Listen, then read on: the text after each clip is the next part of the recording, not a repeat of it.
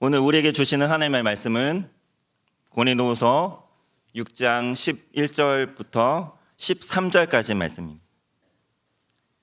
신약성경 291쪽에 있습니다. 고린도후서 6장 11절에서 13절까지 말씀 제가 읽도록 하겠습니다. 고린도인들이여, 너희를 향하여 우리의 입이 열리고 우리의 마음이 넓어졌으니 너희가 우리 안에서 좁아진 것이 아니라 오직 너희 심정에서 좁아진 것이니라. 내가 자녀에게 말하듯 하노니 보답하는 것으로 너희도 마음을 넓히라. 아멘. 반갑습니다. 그동안 잘 지내셨습니까? 2026년이 시작된 지 얼마 되지 않은 것 같은데 벌써 한 달이 지나갔습니다. 세월이 참 빠르게 지나가죠. 온천제일교회가 담임 목사 청빙을 결정했다는 소식을 들었습니다. 이처럼 빠르게 청빙을 마무리하는 교회는 제가 처음 봤습니다. 그동안 청빙위원들과 장로님들이 수고를 많이 하셨습니다. 신천지 2단의 간부로 있다가 빠져나온 사람에게 교인들이 어떻게 하면 2단에 빠지지 않게 할 수 있습니까? 라고 질문을 했습니다. 그 사람이 대답하기를 건강한 교회가 되면 교인들은 2단에 빠지지 않습니다. 라고 했습니다. 그래서 어떤 교회가 건강한 교회입니까? 라고 질문을 했습니다. 당연히 기도 많이 하는 교회, 성경 공부 많이 하는 교회라고 대답할 줄 알았습니다. 그러나 그 사람의 대답은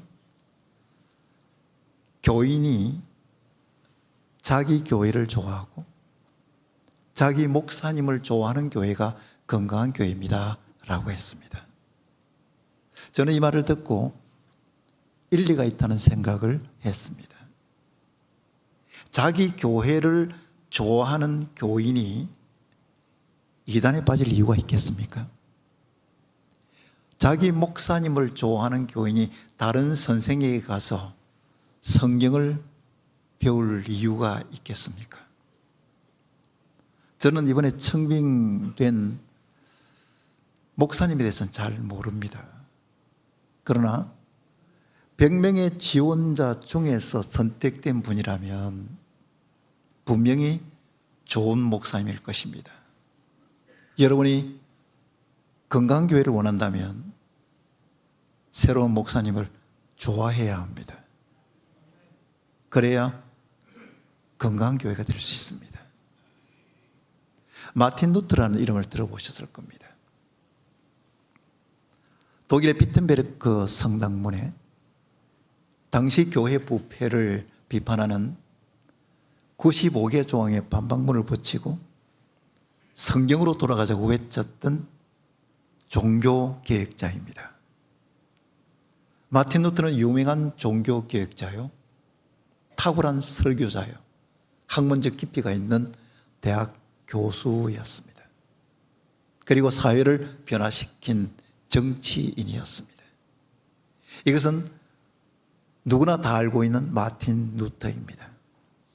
그러나 마틴 루터의 또 다른 면이 있습니다. 마틴 루터는 비타협적이었습니다. 편협하고 독선적이었습니다. 그래서 마틴 루터 주변에는 사람들이 많지 않았습니다. 제가 마틴 루터의 두 가지 면을 이야기하는 이유는 이 땅에 완전한 사람은 없다는 것입니다. 100% 의인 없고 100% 악인 없습니다.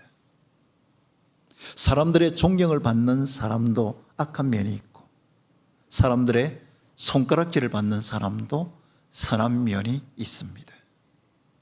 그렇다면 우리는 인간의 연약함을 이해하고 받아들이고 잘못을 용서할 수 있어야 합니다.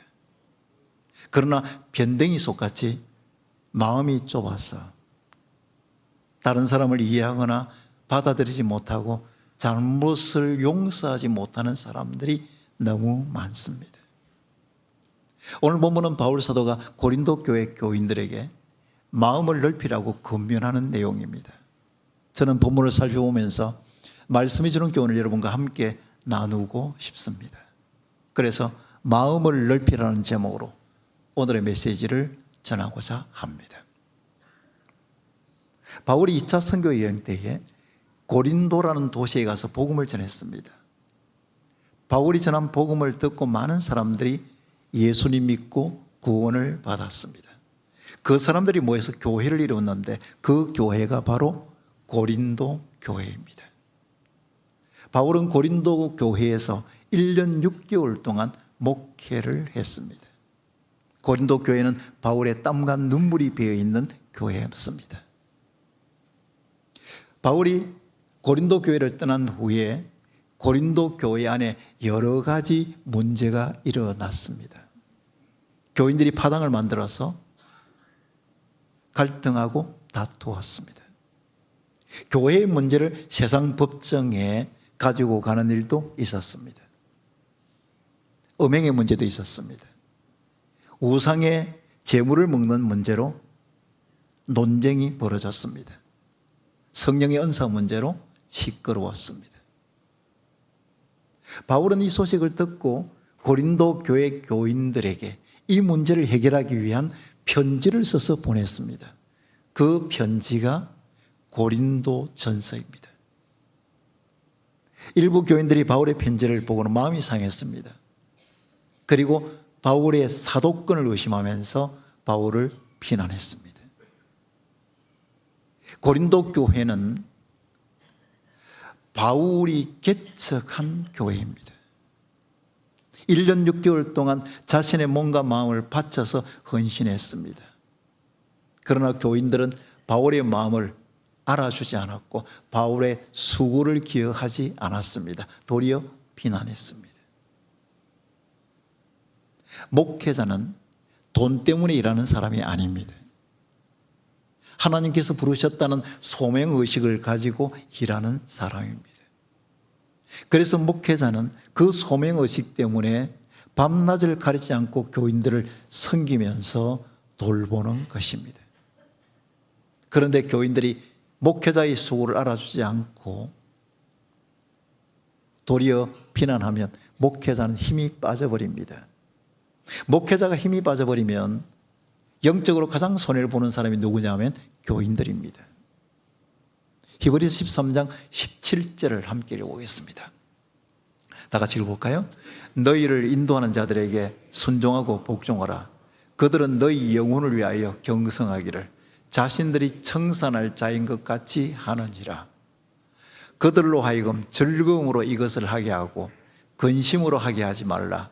그렇지 않으면 너희에게 유익이 없느니라. 이것을 목회자와 교인에게 적용을 해본다면 교인은 목회자가 즐거움으로 목회할 수 있도록 도와주어야 합니다. 반대로 목회자를 근심되이 목회하게 만들면 그 사람에게는 유익이 없다는 이야기입니다. 이 말을 듣고 역시 가제는 개편이네, 저 목사도 목사 편이네 이렇게 생각할지 모르겠습니다. 그렇지 않습니다. 제가 여러분에게 목사에게 특별한 대접을 하는 뜻이 아닙니다. 목사와 관계가 깨어져서는 안 된다는 이야기를 하고 있는 겁니다. 목사와 관계가 깨어진 사람은 행복하게 신앙생활하기 어렵습니다. 나는 목사님과 사이는 안 좋은데 목사님 설교를 들을 때마다 은혜가 넘친다, 그런 교회는 없습니다. 목사와 관계가 좋지 않으면 설교가 경사지게 들립니다. 좀 삐딱하게 들린단 말입니다. 저 설교 나를 치려고 하는 거구나, 이렇게 듣습니다. 이런 예화를 들어보셨습니다. 슬프스럽게다마는 어떤 할머니 교인이 목사님과 관계가 좋지 않았습니다. 어느 주일이었는데 예배를 마치고 집에 돌아와서 믿지 않는 아들에게 목사님을 비난했습니다. 오늘 목사가 너무 경망스러웠다. 목사가 어떻게 설교하면서 속꼭지 젖꼭지 이야기를 하냐라고 했습니다. 아들이 생각할 때 목사님의 인격으로 봐서는 그런 이야기 할 리가 없는데 싶어서 목사님에게 확인차 전화를 드렸습니다. 목사님, 오늘 우리 어머니가 교회 갔다 와서 목사님에 대한 섭섭한 마음을 가지고 있습니다. 혹시 목사님께서 오늘 설교하시면서 속꼭지 젖꼭지 이야기 하셨습니까? 그러니까 목사님께서 저는 그런 이야기 한 적이 없습니다. 목사님이 한참 생각하더니 제가 설교하면서 소극적으로 생각하지 말고 적극적으로 생각하라고 그랬는데 아마 그 말을 속꼭지 적꼭지로 들은 것 같습니다 라고 했습니다. 목사의 설교가 경사지게 들리면 설교를 통해서 은혜를 받지 못합니다. 은혜를 받지 못하는데 어떻게 행복하게 신앙생활을 할 수 있겠습니까? 이제 새로운 목사님이 부임할 것입니다. 여러분은 그 목사님에 대해서 어떻게 반응해야 합니까? 이 목사가 목회를 잘하나 못하나 팔짱을 끼고 평가해 드리는 것이 아니라 목사님이 행복하게 목회할 수 있도록 적극적으로 도와줘야 합니다. 이것이 교인이 해야 되는 일입니다. 이제 본문으로 들어가 보겠습니다. 11절을 함께 읽어보십시다. 다 같이 읽어볼까요? 고린도인들이여 너희를 향하여 우리의 입이 열리고 우리의 마음이 넓어졌으니 고린도인들이여 라고 하는 바울의 말에는 바울의 안타까움이 배어 있습니다. 계속해서 12절입니다. 함께 읽어볼까요? 너희가 우리 안에서 좁아진 것이 아니라 오직 너희 심정에서 좁아진 것이니라. 너희가 우리 안에서 좁아진 것이 아니라 오직 너희 심정에서 좁아진 것이니라. 너희 마음이 좁아졌다는 이야기입니다. 바울은 각 교회들에게 편지를 많이 썼는데 그 편지를 보면 교인들을 얼마나 사랑하는지 바울의 그 사랑이 그 속에 배어 있어서 느껴집니다. 혹시 이 편지를 교인들이 읽고 마음이 상할까 봐 근심할까 봐 염려했습니다. 그런데 교인들은 바울의 이 깊은 마음을 알지 못하고 바울을 오해하고 비난했습니다. 그래서 바울은 너희들이 나를 오해하고 비난하는 이유는 너희 마음이 좁아졌기 때문이다 라고 이야기를 했습니다. 그렇습니다, 여러분. 마음이 좁으면 다른 사람의 장점은 작게 보이고 단점은 크게 보입니다. 그냥 웃고 넘길 수 있는데도 그 일에 기분 나빠하고 끝까지 물고 늘어집니다.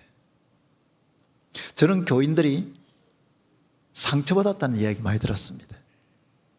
무슨 일만 있으면 내가 상처받았다고 이야기합니다.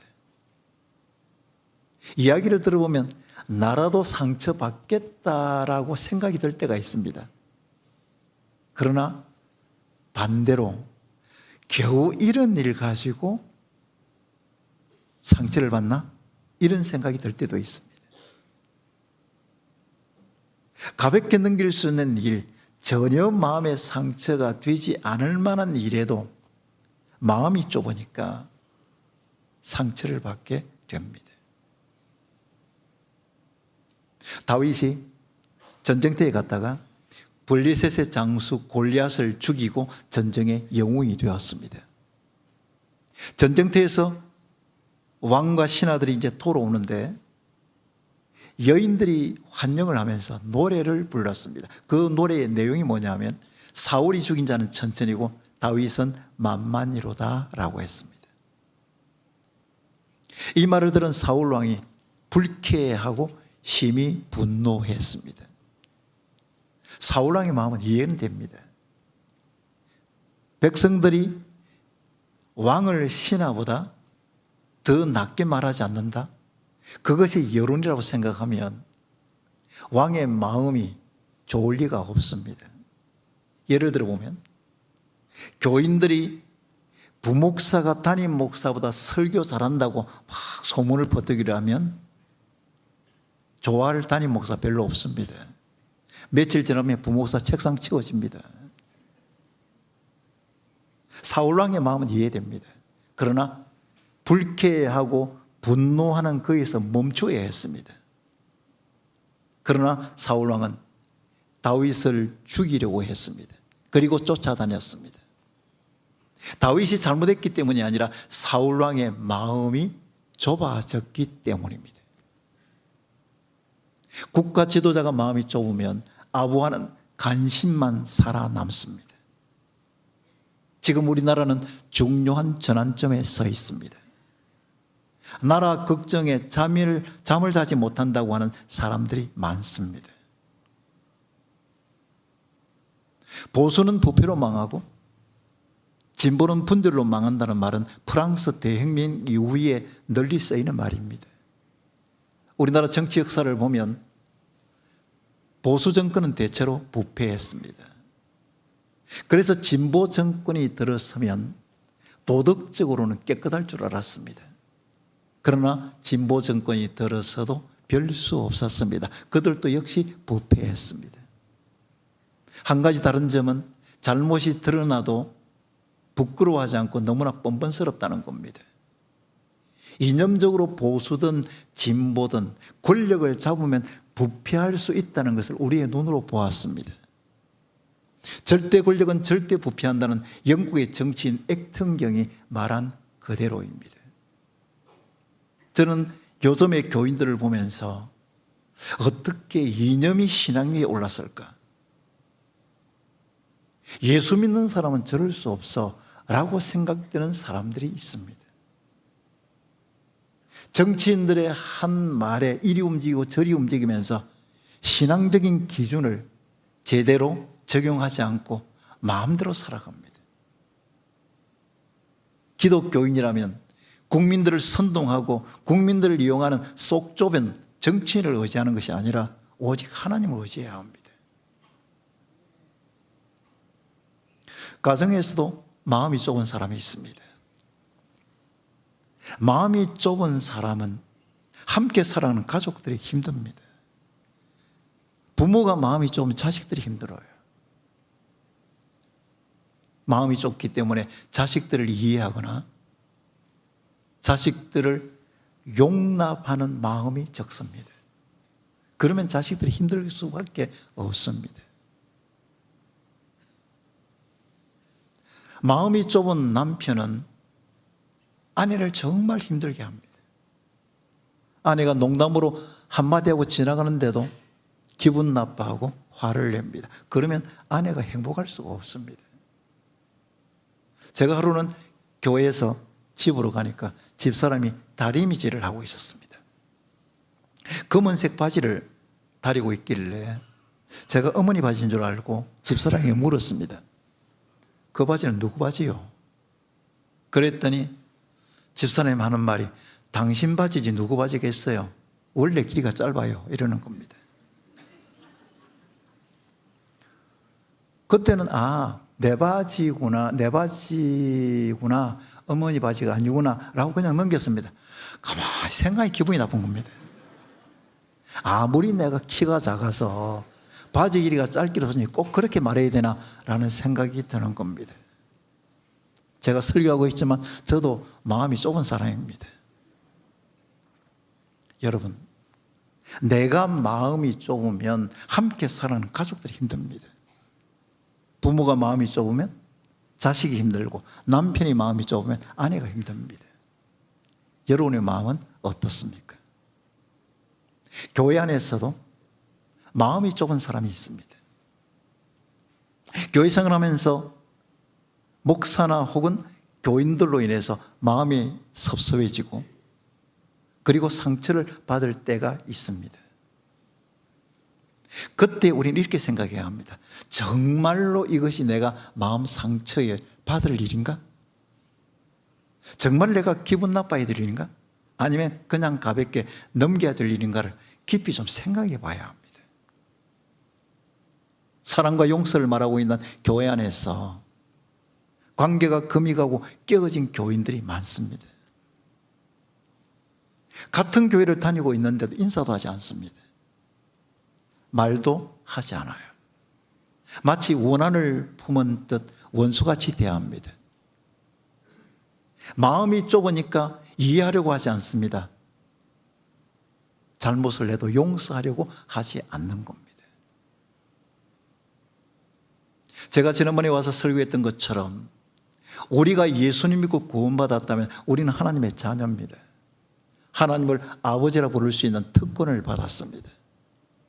여러분도 저도 하나님을 같은 아버지라고 부릅니다. 그렇다면 아버지가 같은데 우리 형제 자매입니다. 비유로 이야기한다면 우리는 하나님을 아버지로 모시고 살아가는 하시지만의 가족입니다.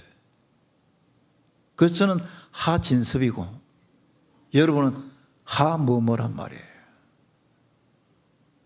이렇게 생각하면 형제구나 자매라 이렇게 생각하면 우리는 관계가 금이 갈수록 깨질 수 있지만 속히 돌았습니다.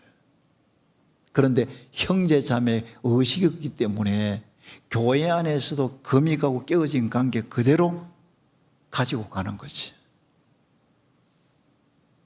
제가 한 변호사의 글을 읽었는데 그 변호사가 법조계에 불문율이 있다는 겁니다. 그것은 기독교인과 여자들은 합의를 붙일 생각을 하지 말라는 거였어요.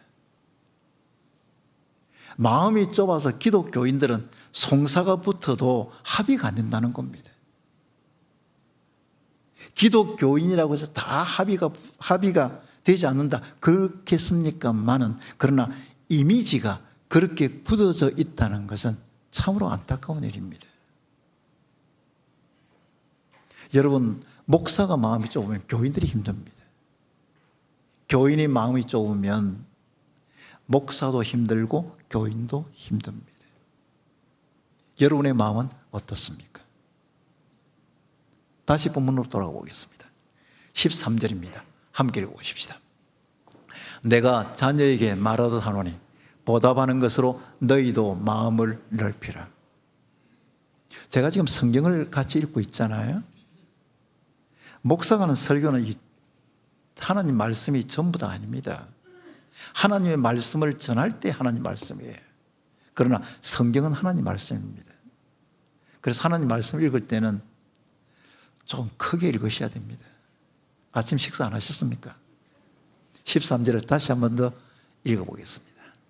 다 같이 읽어볼까요? 내가 자녀에게 말하듯 하노니 보답하는 것으로 너희도 마음을 넓히라. 바울은 너희 마음을 넓히라고 말하고 있습니다. 바울은 교인들을 자식처럼 여겼습니다. 그래서 자신을 오해하고 비난하는 교인들을 넓은 마음으로 이해하고 용서했습니다. 그러면서 교인들에게 뭐라고 이야기하느냐 하면 너희도 마음을 넓히라고 말합니다. 바울 사도는 오늘 살아가는 우리들에게도 마음을 넓히라고 말합니다. 이제 목사님께서 곧 부임하실 것입니다. 목사님도 기대하는 마음은 있지만 두려워하는 마음도 있을 겁니다. 여러분도 목사님을 맞으면서 기대하는 마음도 있지만 두려운 마음도 있을 겁니다. 온전제일교회가 쉽지 않은 교회인데 목회 잘하겠나? 젊은 목사라는데 나이 많은 사람의 마음을 이해할 수 있을까? 이런 걱정이 될 것입니다. 그러나 여러분이 마음을 넓히고 목사님을 이해하고 목사님을 위해서 기도하고 응원한다면 목사님 목회 잘할 것이고 여러분들은 행복하게 신앙생활을 하게 될 것입니다. 그러면 자연스럽게 교회는 부흥하게 되는 거지. 여러분, 행복한 삶은 관계에 달려있다라는 말이 있습니다. 수직적으로는 하나님과의 관계가 좋아야 행복한 삶을 살 수 있습니다. 수평적으로는 사람들과의 관계가 좋아야 행복한 삶을 살 수 있습니다. 아무리 좋은 집에서 좋은 음식을 먹는다고 할지라도 가족 간의 관계가 좋지 않으면 행복한 삶을 살 수 없습니다. 아무리 좋은 직장이고 많은 월급을 받는다고 할지라도 직장 상사와 동료와 관계가 좋지 않으면 행복하게 직장 생활을 할 수 없습니다. 아무리 교회가 공간의 인프라를 이렇게 구축해서 좋은 예배당이고 목사의 설교가 좋고 좋은 프로그램을 동원한다고 할지라도 교인들 간의 관계가 좋지 않으면 행복하게 교회 생활할 수 없습니다. 여러분이 행복하게 신앙생활하기 원한다. 여러분이 여러분과 함께 하는 사람들의 행복을 원한다면 무엇보다도 여러분의 마음을 넓혀야 합니다.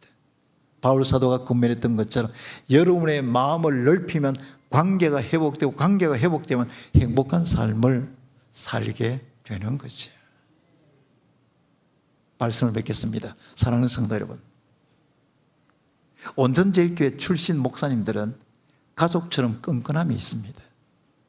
장 목사님이 건강하실 때는 우리 온전제일교회 출신 부목사들이 1박 2일 동안 수련회도 같이 가고 그리고 같이 시간도 보내고 식사도 같이 하고 그랬습니다. 이번에 옥성석 목사님께서 은퇴를 했습니다. 원로 목사 추대식에 온전제일교회에 있던 목사님들의 순서를 많이 맡았습니다.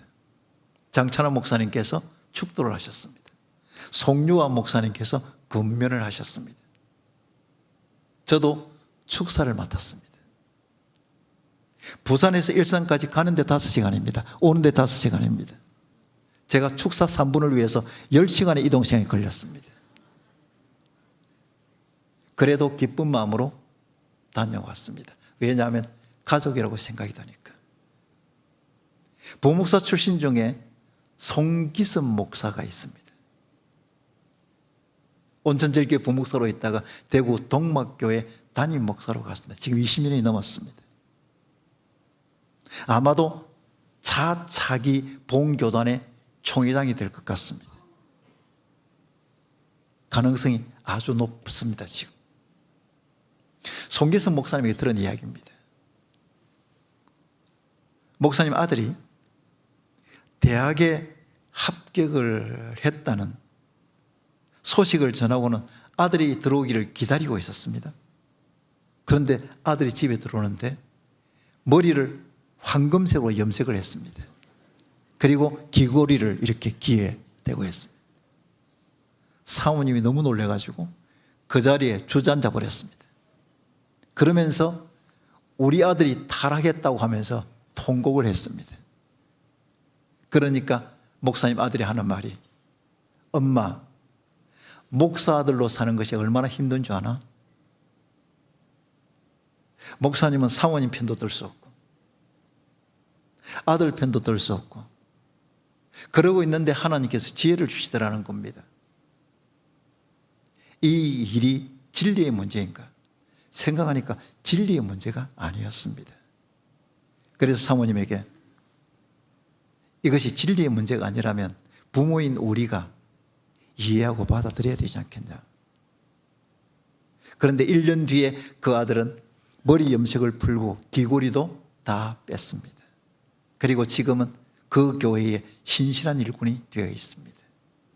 몇 년 뒤에 아들이 아버지 목사님에게 이렇게 이야기하더랍니다. 아빠, 그때 나를 믿어줘서 고맙다. 그리고 직장 생활을 처음 시작하고 첫 월급을 받아가지고 목사님에게 고급 시계를 선물로 주더랍니다. 내가 마음을 넓히면 함께 살아가는 사람들이 행복해지게 되어 있습니다. 여러분, 사람은 다 연약합니다. 그래서 실수할 수 있습니다. 잘못도 할 수 있습니다. 우리가 다 그런 사람들 아닙니까? 그러면 우리가 마음을 좀 넓혀야 되지 않겠습니까? 바울은 지금도 우리에게 마음을 넓히라고 권면하고 있습니다. 혹시 여러분과 관계가 깨어지고 금이 간 사람이 있습니까? 언제까지 금간 그대로, 언제까지 깨진 그대로 살겠습니까? 바울이 고린도 교회 교인들에게 마음을 넓히라고 이야기했던 것처럼 오늘을 살아가는 우리들에게도 동일하게 권면하고 있습니다. 행복한 삶을 원한다면, 여러분과 함께하는 살아가는 사람들의 행복을 원한다면 여러분의 마음을 넓혀야 합니다. 그 관계가 회복될 때에 여러분이 살아가는 삶의 공동체는 행복의 공동체가 될 수 있습니다. 그것이 가정이든지 직장이든지 교회든지 말입니다. 다짐하는 뜻으로 저를 한번 따라 하시겠습니까? 마음을 넓히겠습니다. 조금 근성으로 하지 말고 영혼을 담아서 좀 해봅시다. 마음을 넓히겠습니다. 한 번 더 할까요? 마음을 넓히겠습니다. 기도하겠습니다. 하나님 아버지, 감사합니다.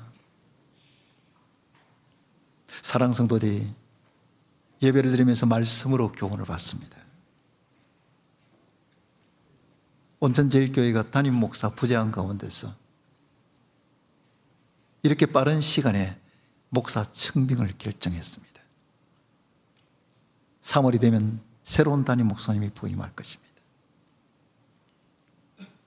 목사님은 기대도 하고 두려운 마음에 걱정도 할 텐데 사랑하는 교인들이 마음을 넓혀서 목사님을 이해하고 받아들이고 위에서 기도하고 응원할 수 있게 하여 주시옵소서. 그래서 목사님이 행복하게 목회하고 더 나아가 교인들도 행복하게 신앙생활하고 그래서 온천제일교회가 새로운 부흥의 역사를 만들어가는 좋은 교회가 되게 하여 주시옵소서. 우리가 마음을 넓혀서 가정에서 함께 살아가는 가족들이 행복하고 직장 동료들이 행복하고 교인들이 행복하는데 우리가 앞장서게 하여 주시옵소서. 바울의 권면대로 마음을 넓히겠다고 다짐하는 성도들을 통해서 성도들이 살아가는 삶의 현장이 복되게 하여 주시옵소서. 온천제일의 가족들을 붙잡아 주시고 영육간의 강건함 주시며 질병의 고통 가운데 있는 성도들을 치료하여 주시고 자녀들의 장래를 놓고 기도하고 있는 성도들에게 그 기도에 응답하여 주셔서 자녀들의 앞날에 시온에 들어가 활짝 열리게 하여 주시옵소서. 혹시 경제적으로 어려운 교인들이 있습니까? 상황은 너무나 어렵지만 성도들이 손을 대는 곳마다 불경기 속에서도 하나님의 기적을 보게 하여 주시옵소서. 지금까지 교회에 힘들고 어려운 일들이 있었습니다만 이제는 온천제일교회에 하나님께서 강하게 역사하는 것을 우리의 눈으로 보게 하시고 성도들이 교회를 자랑하고 성도들이 목사님을 자랑하는 정말 건강한 교회, 부흥하는 교회가 되게 하여 주시옵소서. 지금까지도 함께 하신 하나님께서 온천제일교회에 함께 해주심으로 하나님의 역사를 분명한 증거로 나타내 보여 주시옵소서. 예수 그리스도의 이름으로 기도하옵나이다. 아멘.